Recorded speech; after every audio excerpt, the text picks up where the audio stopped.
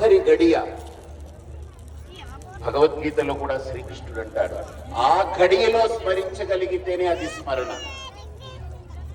ఆ ఘడియలో నువ్వు నాకు గుర్తుకొస్తే అది నాకు ముఖ్యం. కానీ ఆ ఘడియలో ఏమి పని చేయవు కదా. నా మనస్సు కూడా ఊగిసలాడుతూ ఉంటుంది. నా శరీరాన్ని వదిలిపెట్టి వెళ్ళిపోతున్నానని అది కూడా తపన పడుతూ ఉంటుంది. నాకు అప్పుడు ఎవరూ కనపడరు, ఏది వినపడదు. ఆ సమయంలో నిన్నే నేను పట్టుకోవాలంటే ఏం చేయాలి? ఆ ఘట్టంలో నిన్ను నేను వదిలిపెట్టకుండా ఉండాలంటే ఏం చేయాలి? ఏం చేయాలో తెలుసుకోవాలి.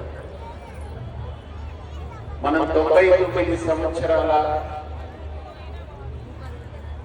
11 నెలల 29 రోజులు పూజ చేసిన ఆ ఒక్క రోజు, ఆ గడియ మనల్ని ఇక్కడి నుంచి తీసుకెళ్లిపోయే గడియలో ఆయన్ని మరిచిపోతే ఎలా ఉంటుందనంటే